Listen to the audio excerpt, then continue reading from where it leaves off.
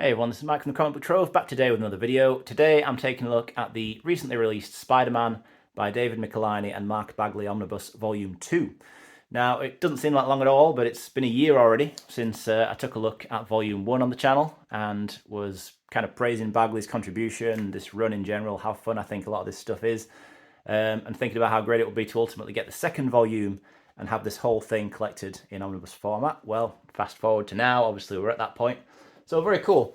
And also for me personally, this is kind of a jumping off point in terms of omnibuses for collecting classic Spider-Man.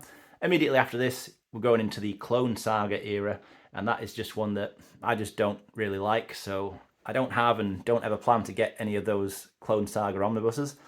So this is kind of a happy point where I decide to sort of jump off and say that for the classic stuff anyway, this is kind of where I end the line, so to speak. This book then is one that's got one particularly sort of significant and well-known story in here that will probably be the one that grabs most people's attention for being in this book. Before we dive into that though, let's just take a look at the dust jacket and the design of the hardcover itself a little bit. This is the standard variant cover with obviously Spider-Man and the Hulk featuring there on the front, both drawn by Bagley. Cool piece of artwork. I had to get that one personally, being a massive fan of Peter David's Hulk. This is a story that this cover is from that takes place directly after an issue that comes early in this one here, which is Hulk by Peter David Volume 3, for anyone who doesn't know. This is one of my very favourite runs of all time, so having that version of the Hulk on the cover here, kind of had to do it. You know, what a run this is, what a creator. Peter David, rest in peace. Any excuse that I can take to kind of reference that particular run is one I will happily take. So without further ado then, let's look at this book here and now. The dust jacket is in the same style of the first volume, so they look like a good matching set together on the shelf. We've got the white design of the spine and the reverse of the dust jacket here. Obviously a cool image of Spidey on the bottom there by Bagley. And on the back, you get your cover gallery, as you tend to do on these books, with a blurb at the top, highlighting obviously that key story I'm talking about, Maximum Carnage. And at the bottom, you get the actual breakdown of the issues that are in here. Quite a lot of stuff. So we're going all the way up to issue 393 here of Amazing Spider-Man, which, as I say, is immediately before the beginning of what became the very long and drawn-out Clone Saga, straight after that point. And the hardcover itself here then, all black design all the way around, with this image of Peter with these other two characters looking pretty dead on the front there. Who could they be? Well, all is revealed as you read through here, of course. The reverse side is just plain, but I do like this kind of webbing design that goes around the whole thing. It's pretty cool. Again, same as the first volume. Let's do a spoiler warning here then. Just a quick disclaimer to say that as I flick through here, I will talk about a few plot points. Not loads, obviously, not the whole thing. It's about 1,000 pages, this thing, more including extras. So I won't be talking about every little thing that goes on in the book, needless to say. But I will mention a few things, and Maximum Carnage in particular, probably going to have to spend some time on that one because it is such a long story really and such a well-known one. Obviously our main creators, we're looking at David Michelinie as the writer and Mark Bagley is the artist primarily, but there's plenty of others as well contributing to this book. We'll get the full breakdown here, but we're looking at other pencilers, like Jeff Johnson, Tom Lyle, Larry Alexander, Ron Lim, to name just a few of these, but as you can see, plenty there, all getting their credit. We then get this contents page, which is a basic but nice feature to see, because you don't always get this in an omnibus, so it might seem like an obvious thing and a silly thing to praise that there's a contents page in here, but I just like to see it. It's just great to see a breakdown of where we've got every issue in the book, but also cool to have the original issue titles and publication dates as well. Just a cool feature. So then we dive into the book and we get going straight away with a couple of stories here.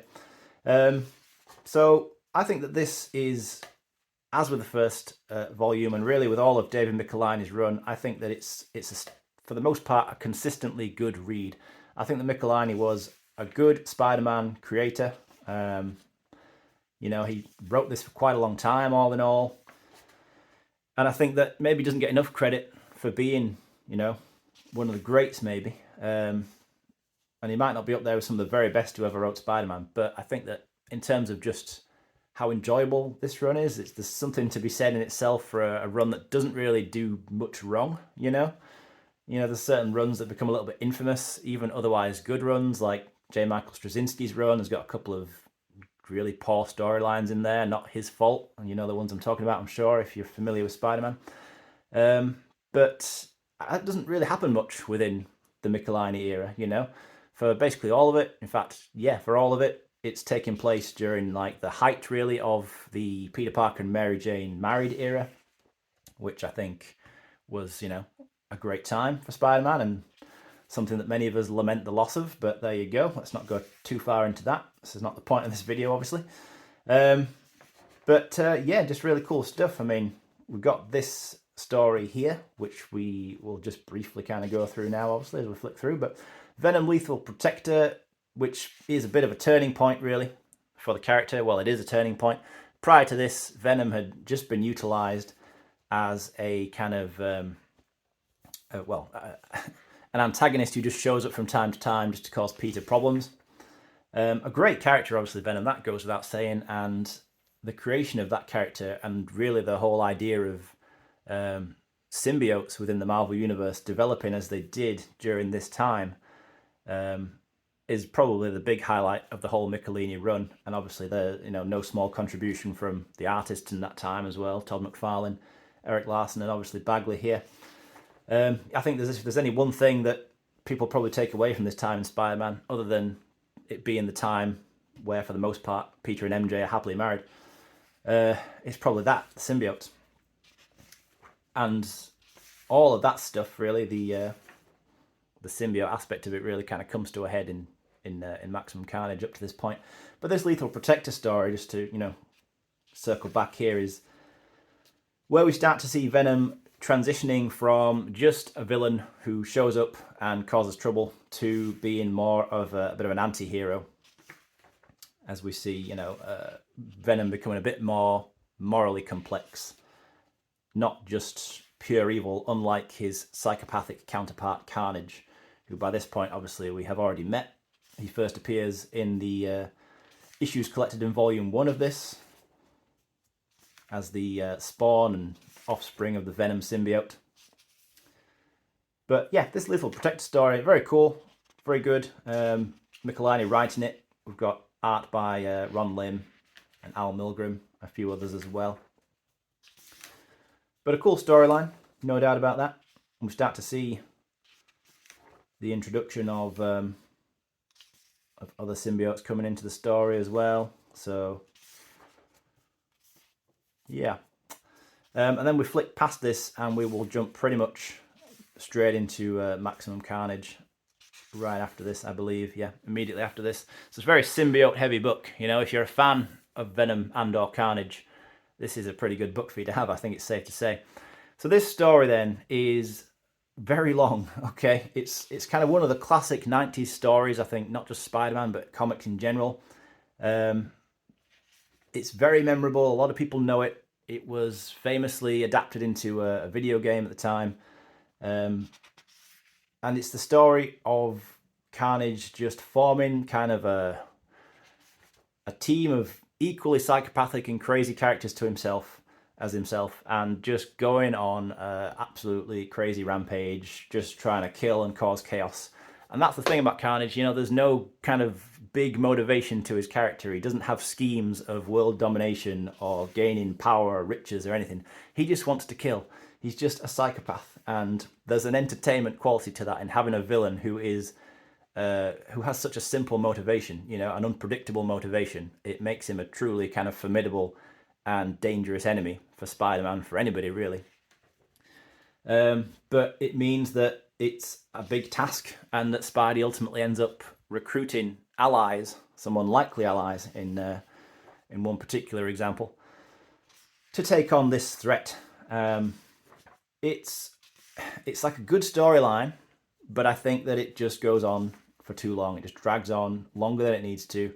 It's 14 issues long, and it could probably have been done in like 8 at the most, probably.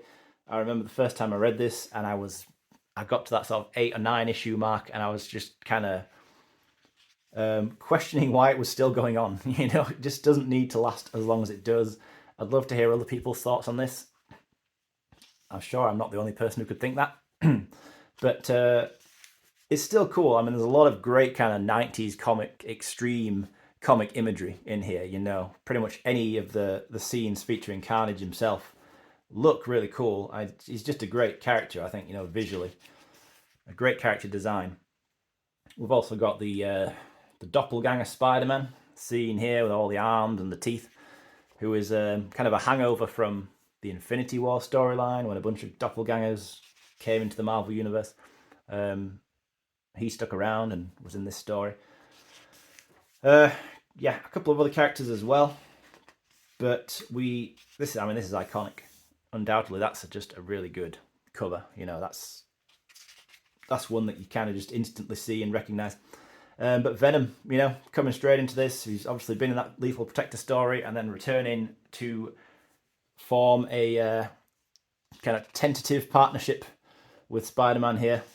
They have the common goal of feeling responsible for taking care of and stopping Carnage.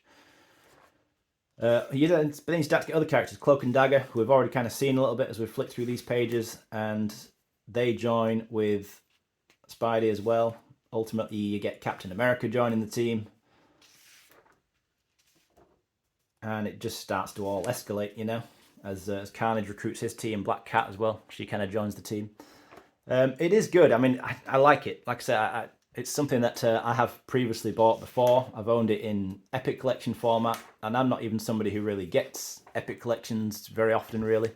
And yet I bought this one, even though it's kind of strange. I have a bit of a, not quite love-hate relationship, but just mixed feelings on Maximum Carnage. I kind of like it, and I do recognize it as being this really famous Spider-Man story, but its execution is just far from perfect. But that being said, I do find that in general, I have a bit of a soft spot for this era of comics these days. They're just fun, you know what I mean? Like, they're not really trying to be anything more than just an enjoyable read. And there's something to be said for that. It's great. It's not trying to convey some special message or, you know, be a form of high art in any way. It's just simple. It's just entertainment.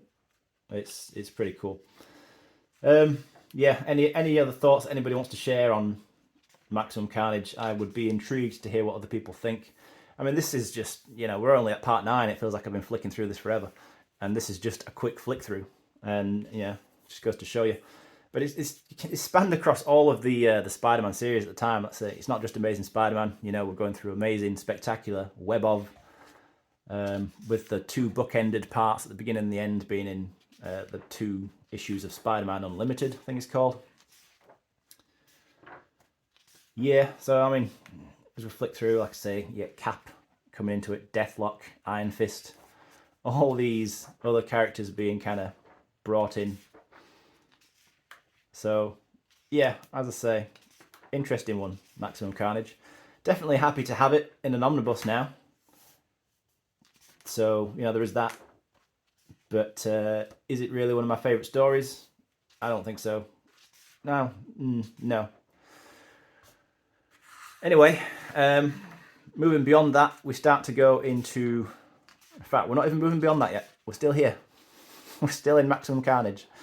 I like this, though. This was one particular panel. Really like that. Black Cat doing the kind of diving kick to Carnage's back. It's just one of those kind of pieces of artwork that just stand out in my memory. I like it. But then we finally get beyond that. Okay, 5 hours later, Maximum Carnage is finished, and we're on to the 2-part issue with the Hulk guest appearing.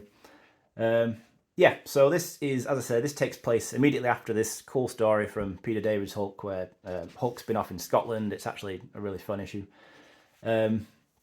Just to plug that run again. But yeah, so then obviously we come back. We've got Doc Samson, long time friend and acquaintance of the Hulk, kind of comes in, goes on a bit of a rampage, and it's a little bit, I suppose, it's on some level similar to the whole Carnage thing, you know, where because Carnage, Venom felt some responsibility for Carnage, so he teamed up with the Hulk. Here, Hulk kind of joining because of his association and feeling of responsibility to sort the Samson situation. But yeah, I like this. This is good stuff. Like I say, this version of the Hulk is one I really like. It's the Professor era Hulk, just to clarify, for those maybe unfamiliar with what was going on in David's run at this time. But it's where you've got the Hulk with all of his strength, but you know, like from the most part, the mind and intelligence of Bruce Banner, he's all merged at this point together into one persona. And then, you know, the rest of it is, you know, more of a return to the norm in the post Maximum Carnage. Return to calmness, I suppose you could say. But we are obviously still going to be seeing those characters popping up, and a couple of the characters who are in Maximum Carnage, like Shriek, I think she's called, the sort of love interest kind of character for Carnage, and that she shows up again. We've got marital problems, so the whole Peter and MJ situation, there are tensions brewing there.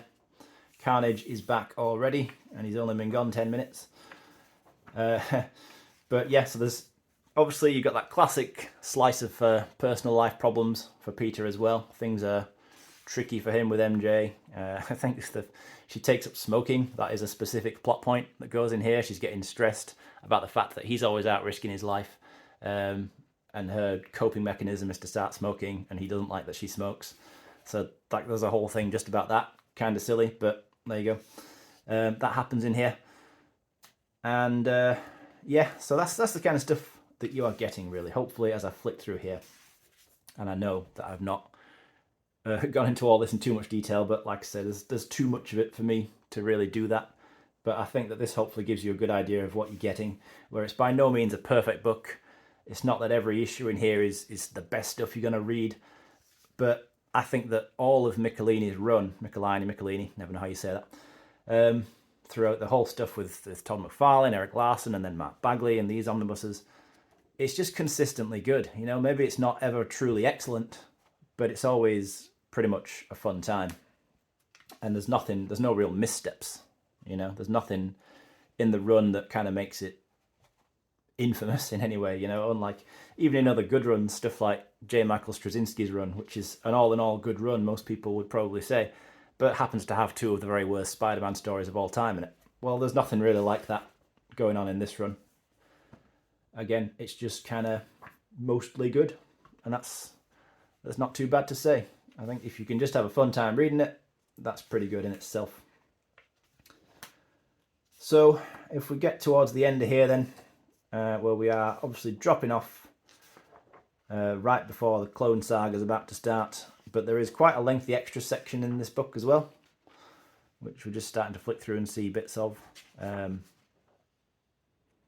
You get some of the usual stuff that you get, where you get like little character bios and bits of artwork and pin-ups, obviously. A lot of stuff from Bagley, but others as well. Different covers, like little sections of interviews and ads and all that. Pretty cool. Always interesting to flick through this sort of stuff anyway. Give you a little, it's like a little kind of flashback, little window to the past. See how some of this stuff was talked about, and this isn't bad, is it? Swimsuit specials. Very 90s. And that, yeah, I mean, that's a really cool classic image right there. That was a trade paperback cover for, I mean, a long time ago, yes, I say 2004. But I remember seeing this book, you know, well after that. So this must have been used, or at least reprinted, quite a few times, because, yeah, definitely seeing that one. Very, very iconic image, I think. And some of these, like, wizard trading card stuff. The 90s were wild, weren't they? What a time. And yeah, so all in all, that is the end of the David Michelinie, Mark Bagley era of Spider-Man, and the end of what I would consider to be good Spider-Man for quite some time, as the Clone Saga then took over and dragged its feet. You know, if you thought Maximum Carnage went on for a while, the Clone Saga is a whole other thing. But yeah, thanks as always for watching this. Happy to hear the thoughts of others. Anybody who wants to share, please comment and let me know what you think of this run, this era in Spidey. And yeah, I'll be happy to hear from you, and I'll be back soon to discuss something else.